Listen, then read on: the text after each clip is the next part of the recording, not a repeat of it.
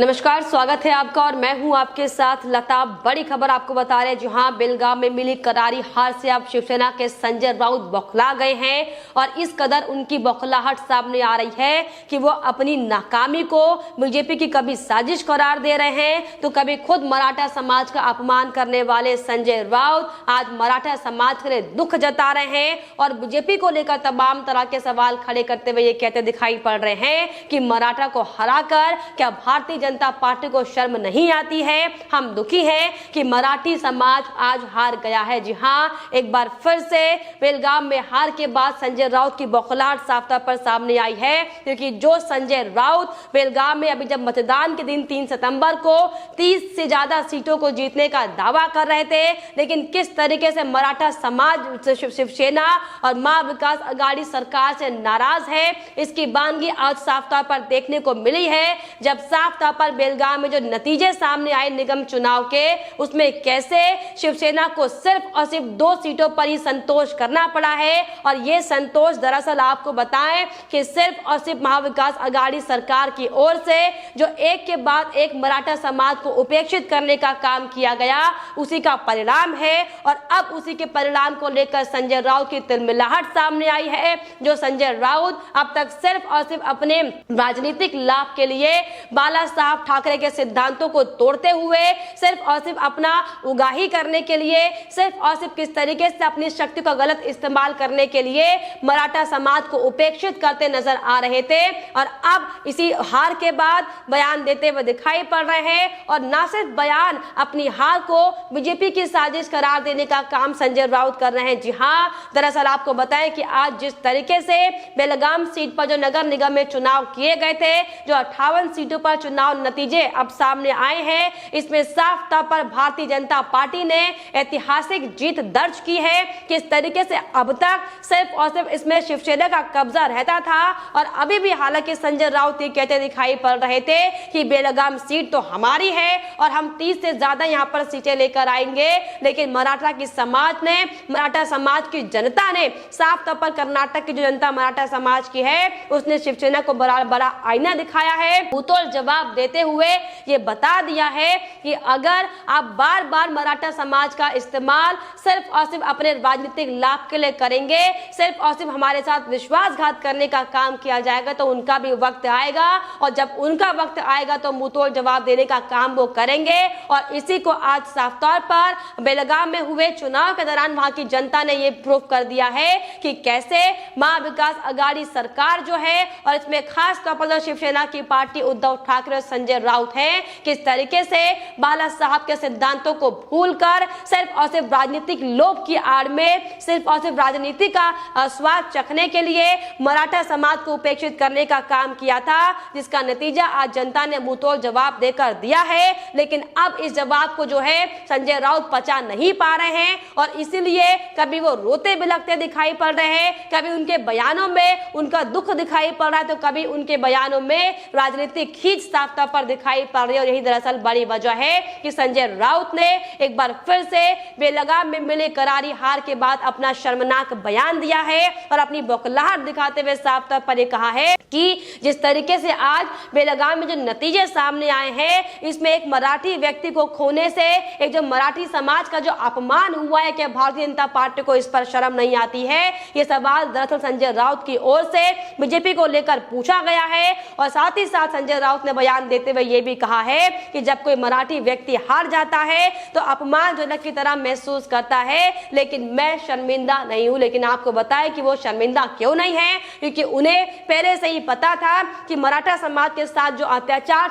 शिवसेना ने किया हुआ है, उसका परिणाम उन्हें जल्द भुगतना पड़ेगा। हालांकि ये अभी सिर्फ और सिर्फ कर्नाटक का बेलगाम का नगर निगम का चुनाव था, लेकिन अभी आने वाले समय में महाराष्ट्र में बीएमसी के चुनाव भी होने वाले और साफ तौर पर जिस तरीके से परिवर्तन की लहर महाराष्ट्र में दिखाई पड़ रही है और जन आशीर्वाद यात्रा को महाराष्ट्र की जनता जिस तरीके से समर्थन देती हुई दिखाई पड़ रही, दरअसल ये बड़ी वजह है कि संजय राउत से लेकर उद्धव ठाकरे बौखलाए हुए हैं और किस तरीके से मराठा समाज की जो ये बात करते हैं, किस तरीके से मराठी मंत्री नारायण राणे के खिलाफ इन तमाम नेताओं ने अपनी राजनीतिक खींच निकालने का काम करते भी सबके सामने है, लेकिन सिर्फ और सिर्फ राजनीतिक लाभ के लिए, सिर्फ और सिर्फ अपने सत्ता के भोग के लिए महाविकास आघाड़ी सरकार अपने सिद्धांतों के खिलाफ जाती है। और दरअसल यही बड़ी वजह थी कि विधानसभा चुनाव के बाद किस तरीके से जब भारतीय जनता पार्टी के साथ महाविकास आघाड़ी यानी कि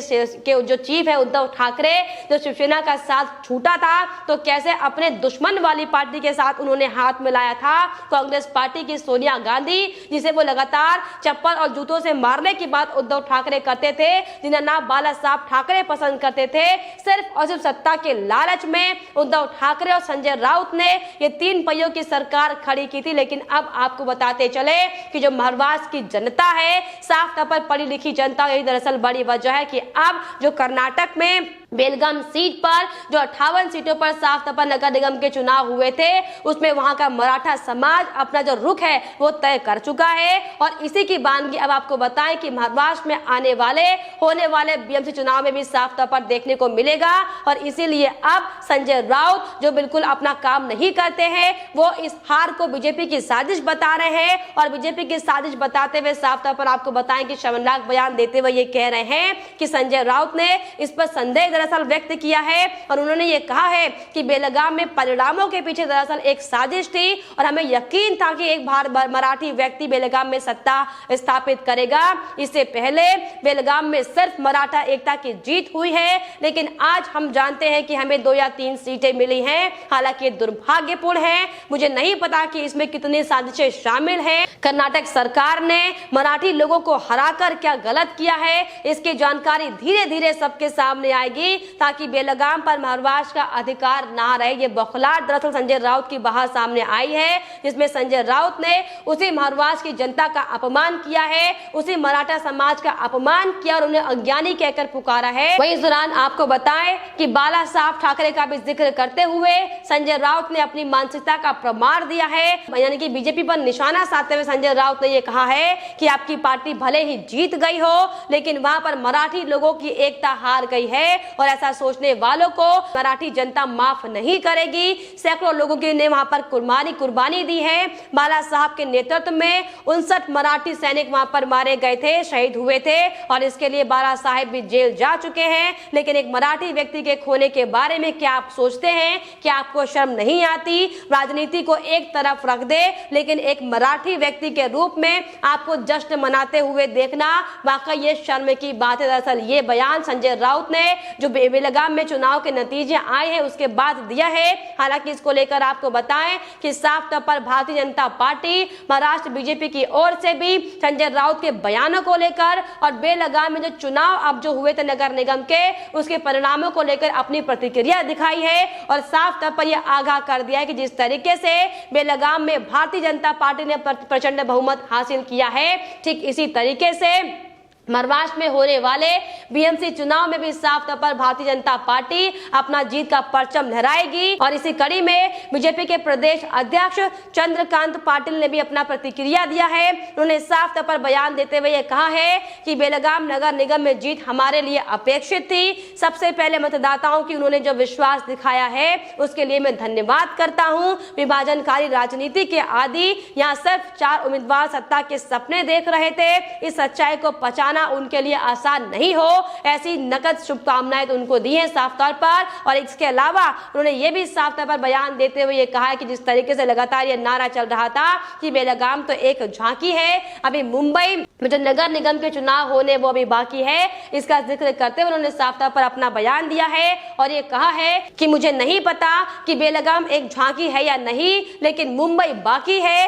ये पक्का है और हम इसे नहीं छोड़ेंगे। इसी तरीके से उन्होंने हैदराबाद में चुनावों का भी जिक्र किया। उन्होंने कहा कि हैदराबाद चुनाव में हम 1-2 पार्षदों से सीधे 51 पर पहुंच गए थे और तभी हमने कहा था कि मुंबई उसी अंदाज में लड़ेगी जैसा हैदराबाद में लड़ा था। जी हाँ, जिस तरीके से हैदराबाद में भी किस तरीके से मात्र गिने चुने गिनती के पार्षद वहां पर भारतीय जनता पार्टी के थे, लेकिन जो प्रदर्शन पूरे देश में बीजेपी के नेताओं का हो रहा है, जिस तरीके से धरातल पर जाकर एक के बाद एक 1-to-1 काम किया जा रहा है, दरअसल यही बड़ी वजह है कि अब जो जमीनी स्तर की जनता है वो भारतीय जनता पार्टी के कामों को पसंद कर रही है। और इसीलिए फिर चाहे पश्चिम बंगाल की बात क्यों ना की जाए, चाहे महाराष्ट्र की बात क्यों ना की जाए, फिर चाहे कर्नाटक की बात क्यों ना की जाए, लगातार यहाँ इन प्रदेशों की जनता अब भारतीय जनता पार्टी के कामों को सराहती दिखाई पड़ी। दरअसल यही बड़ी वजह है कि एक बार फिर से जिस तरीके से बेलगाम में जो परिणाम चुनाव के साफ तौर पर सामने आए हैं, इसमें भारी प्रचंड भारतीय जनता पार्टी की देखी गई है, जिससे साफ तौर पर शिवसेना के तमाम बड़े नेता, वो चाहे वह उद्धव ठाकरे हो, चाहे संजय राउत हो, वो रोते बिलखते और बौखलाते हुए दिखाई पड़ रहे हैं। लेकिन फिलहाल इस पर आपकी क्या राय है, हमें कमेंट बॉक्स में जरूर लिखेगा। साथ ही साथ हमारे चैनल को सब्सक्राइब करना भी ना भूलें।